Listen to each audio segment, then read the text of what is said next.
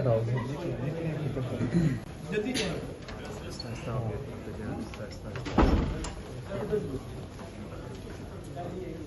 भाई वो यार खान साहब हुकूमत प्राइवेट साहब मुश्किल में 1 मिनट सर, आपका 1 मिनट चाहिए। 1 मिनट चाहिए हाँ, सर, 1 मिनट 1 मिनट चाहिए। 1 मिनट चाहिए। तुमने क्या है कि हुकूमत मुश्किल में है, खान मुझे साहब याद करा दो। अच्छा फ्रेश इलेक्शन हो गए।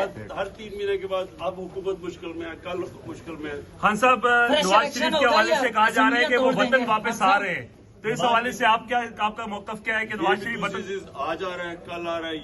ये जब पहले गया था ना सऊदी अरेबिया, तब भी हम सुनते थे अब आ रहा है, कल आ रहा है, जब तक वो समझौता खान साहब एक क्वेश्चन, खान साहब एक क्वेश्चन, खान साहब एक क्वेश्चन, खान साहब थैंक यू, खान साहब वो यार खान साहब शहबाज शरीफ सर जमानती थे, शहबाज शरीफ जमानती थे सर, फ्रेश इलेक्शन करवाएंगे या कॉपियां तोड़ देंगे। तो यार तो यार शहबाज शरीफ शहबाज जमानती थे शरीफ सर। की तकरीर नहीं होती, उसकी जॉब एप्लीकेशन होती है।